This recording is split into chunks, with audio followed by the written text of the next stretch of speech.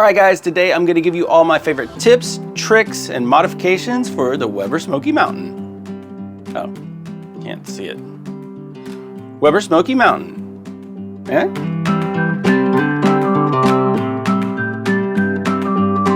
Just felt like going old school, and there's nothing more old school than the Weber Smokey Mountain. This is like 1980s Tears for Fears in a Wendy's jazz cap. Where's the beef? Right here in the Weber Smokey Mountain. That's what we're doing today. First part of this series, I'm gonna tell you about all the modifications I've done that I like, all the modifications I've done that I don't like, and all the modifications that you could do that I haven't done because you wanna spend money, and I don't blame you, because spending money on grill stuff is fun. So the way I approach modifications with this cooker is basically just to focus on problems I was having and solutions to those problems. And that's the way I'm gonna present this to you. I'm gonna tell you why I did what I did as much as what I did. I hope that makes sense. One of the biggest things I dislike about the Weber Smokey Mountain is it's not very mobile. I think this has to do with lawyers. They didn't like the idea of having boiling water in a cooker that's easy to move around. And for me, there are times when I need to move it around, and not having handles, not having wheels makes it actually more dangerous for me. Now, your mileage may vary, you do what you think is best, but in order to fix this problem, these are just cheap garage door handles. They're galvanized steel. I know a lot of people get nervous that galvanized steel can be poisonous. You're gonna be fine. Don't eat the handles, I think you'll be okay. And then these are just cheap casters. Now, I would suggest with the casters, you focus on casters with locks. And you're gonna need at least 2 casters with locks. All 3 don't have to have locks, but you might as well at that point. And what I did was I just drilled a hole right here through the foot. And even at the time when I was doing this, I thought, this looks pretty shady. But you know what? I'll tell you this, it's been 8 years, it's still working fine. So, but I would focus on getting the smallest casters that you would need for your driveway, your patio or whatever, because it does raise the height a little bit and it could make it more tippy.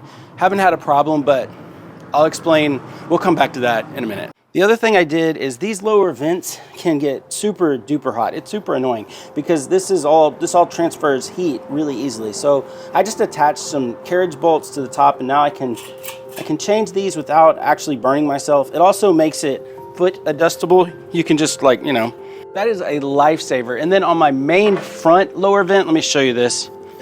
Okay, so down here, I've got a hold still, there we go. I got a BBQ Guru adapter permanently, so to speak, installed.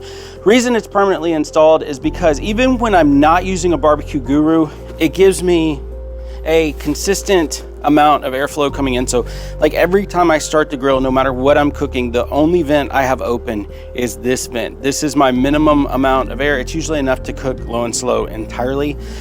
And when I'm done, I can just plug it back in and shut it down. Now I would say this, dogs love this because it tastes like barbecue and it's really gummy. So you might want to get a few extras, just something to warn you about. And then I always have this attached if I ever decide to use my Guru, but most of the time I don't. I just leave it like this. These other vents are closed off with metal plumber's tape. I didn't get the high heat metal tape. What I got instead was the extreme cold metal tape, because as it worked out, the stuff that was good for extreme cold, it was actually better for high heat. So then the high heat stuff. So these are most of my mods to the outside. Now let me tell you about some of the stuff that I chose not to do. First, let me plug this in. So my puppy will have a snack. She'll be so excited. Okay, so one of the issues that people have with their Weber Smokey Mountain is the door. This door, I think it's aluminum, I'm not sure. It's very, very lightweight, and a lot of people complain that it leaks. So there's some really, really nice aftermarket doors that you can get. I chose not to get one just because I decided I don't really mind this door. I like the design. I like that it creates, the way it sits in here, it creates a lip so it doesn't leak on the outside of the grill when it's cooking. Over time, it's easy to form to the shape of the the shape of the cooker. And I just haven't had any issues that it made it worth replacing with a really good solid stainless steel door. That's just me. You can get those, I think Cajun Bandit sells one, 80 bucks, something like that. I'm fine with this, so I'm gonna keep rolling with it. Another thing that I didn't do is I didn't replace my thermometer because I didn't have a problem with my thermometer. Now, my buddy T-Roy has a big BA, what do we call it? Oh, a big dowel. It's a big ass dowel. BAD. Big ass dowel, right? This one I find to be plenty accurate. It's not accurate at first when you first light the cooker, but over time it usually matches what my Thermopin or my ThermalWorks pin will do on the grate, and I kind of think it looks nice. But Troy has a good one. I'll refer you to his channel. Another thing you can do is you can get handles for the top. I might do that someday. Truth be told, the plastic actually just handles sun better. I've got one for my Performer and it looks really, really nice, or it did when it was new, and now it needs work and it needs to be replaced. So I'm probably gonna stick with just the regular handles, even though I think the custom ones look so nice.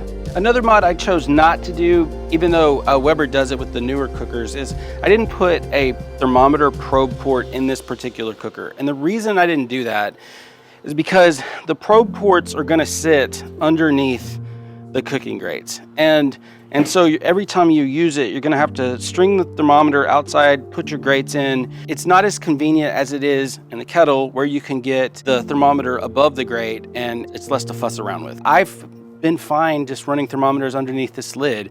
It's never broke a thermometer wire. It's not been in the way. If I started having problems with it, this is one of those things, like if I started having problems with it, I would reevaluate, but it's been years and I've never had an issue. Another thing with the lid, my buddy Phil in Florence, RIP, used to have a lid holder on the back of his where you could basically put this on a hinge and lift it back and the lid would stay there. So you didn't have to, like, when you took it off, you didn't have to find a place to put it down. The reason why I didn't choose to do that is because I live in Dallas, Texas, and if you don't live here, you probably don't realize Dallas, Texas is one of the windier cities that you can live in. And I am just scared to death with that lid, you know, hanging back here on the back with my casters. I told you I was gonna come back to that I could just catch the wind like a freaking parachute and knock the whole thing over. And while you're cooking, that could be super duper bad.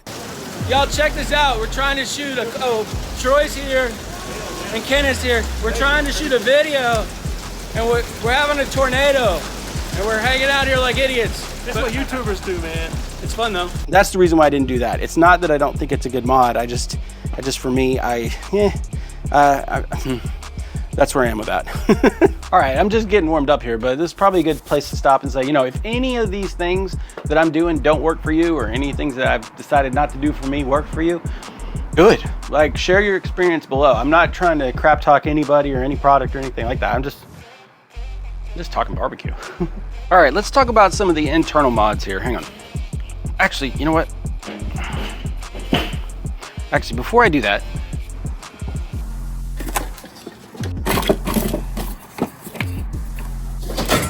looking for something else I ran across this, and I don't know if this one specifically will fit. I actually got it when I had a ranch kettle. It looks like it's pretty close though. But anyways, you get the idea of what the custom what these custom handles look like. And I mean, they do look nice, don't they? Yeah, I think I might have just talked myself into it. All right, so here's a mod that I don't necessarily recommend, but I still want to talk about it. Weber cooking grates, the chrome plated steel cooking grates are not the most durable in the world, especially on the kettles. So I have a thing where I just upgrade all mine to stainless steel. In this case, with this cooker, if you're gonna use it for barbecue, I don't think that's worth the money, honestly. Now, if you're going to cook directly over the coals as if you're using a regular kettle, then I do highly recommend this, because again, the stock Weber grates, they're not very robust. But for barbecue, low and slow, I mean, it's just very gentle on those cooking grates, and they can last forever. Plus, the Weber grates are gonna be a lot cheaper than stainless steel, but that's something to think about. So you guys have been following the channel for a while know this one. This is the Weber fish hooks. It's a kit. I'm not sure if they make them anymore. I was told that they didn't, and I was told that they did. If you can find it for the 22-inch kettle, get it. Basically what this does is it makes it where you can hang meat a la pit barrel cooker. It's our favorite way of cooking ribs. Now, the hooks that come with this are not very good. Pit barrel will sell you the hooks directly, I believe. And if not, you can get them off Amazon. You can get something similar off Amazon. And it's just a fun, wonderful way of cooking. You just hang them right over the coals, and yeah, it's awesome. So this is definitely an upgrade I recommend if you can find it. All right, I'm gonna put this back together. Oh, and that's another thing that's cool about this is this folds up and takes up very little space. I mean, it's really nice. You can just put it on a shelf or something. Put this back on here. Put this back on here. And then I'm gonna take this off and show you what we're doing below there. Oh, it's a good thing I have handles. All right, guys, this is something I learned a long time ago, and I've been doing it ever since. These are the Weber charcoal grates. My issue with the charcoal grates is they're cheap, which is good, but they're also, over time, they start to sag. And I actually think that there is a gap that is too big between the tines. And so what I've been doing for a really long time is buying a second charcoal grate, crisscrossing it over the top, and that way it prevents it, or at least reduces the amount of sag, and you don't lose charcoal to the bottom of the bowl before it's done burning. The other thing is this is the Weber charcoal basket, or excuse me, charcoal ring. I don't really love the ring, and someday I'll probably upgrade it. Mine broke, it's split at the weld right here, but I bought rebar ties and twist tied it back together. It's like a $4 fix, and it still keeps on chugging. While I was at it, I actually rebar tied it to those charcoal grates. After you're done cooking, you can set this aside and you can get in and get after your coals. Weber used to make these shovels, and I think it was called the Weber shovel, but basically it's this curved piece, and it's just perfectly designed for scooping out ash from the Weber Smokey Mountain and the ranch kettle. So I recommend this if you need something like that. If you don't want to spend any money, you can get, I saw some guys on the virtual Weber bullet. They actually took milk jugs and cut out a scoop in that exact shape. It was a perfect DIY solution. It's a lot cheaper than the Weber shovel. So if you want to play around with that, that's a good way to save money. Now, while I'm down here, one more thing I want to share with you is a technique I picked up from Harry Sue when he was here. Oh gosh, it's been a while now. But before you drop the paella, here, it's a teddy bear over here. Oh no!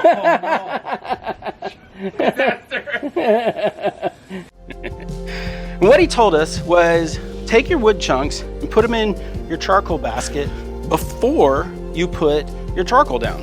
And what that does is you pour your charcoal over the top of it, and then you can put a few wood chunks on top, and then it allows you to continue to get wood smoke throughout the cook instead of burning it all up while your fire's at the top of the pile. So it's an interesting tip. It's something that crossed my mind while I was down here, so I thought I'd pass it on to you. All right, guys, this is the water pan that comes with the Weber Smokey Mountain, and I freaking hate it. And honestly, in this part of the video, I was gonna give you ways of using the water pan to make it more tolerable, but the truth is I just don't use it. I haven't used it in 5 years, and I'm just gonna jump straight to that recommendation. Don't use it, just throw it away. Someday I'm gonna throw this away. Someday I'm gonna run it over with my car, shoot it with my gun, dump it in a lake, dig it out again, throw it back in the ocean, dig it out again, run it over with my car, bury it in my yard, have my dog poop on it. Tannerite. That's how much I hate this thing. And like I said, you don't need it. Not using it has made me fall back in love with my Weber Smokey Mountain, and I think it'll help you too. So I'll show you how to do this in just a second.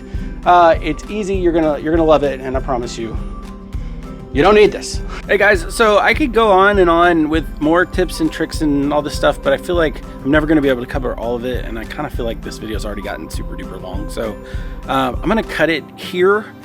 And in the next video, what I really want to do is I want to cook ribs, show you how to do that without the water pan, just to show you that it's really easy to do. If you've never done it before, it's kind of scary the first time, but man, it's just the way to go. So I'm going to do that in the next video. In real life, I'm going to do it here in just a second, but like I said, too long of a video, two separate topics. It feels like, you know, I think this is a two-part series, so which is fun. More Weber Smokey Mountain throwback. So if you guys have any suggestions of your own tips and tricks that you'd like, let me know. There's so many options. It's such a versatile cooker, and that's why we love it, right? So yeah, there we go. Love you guys. Thanks for watching. See you in the next one.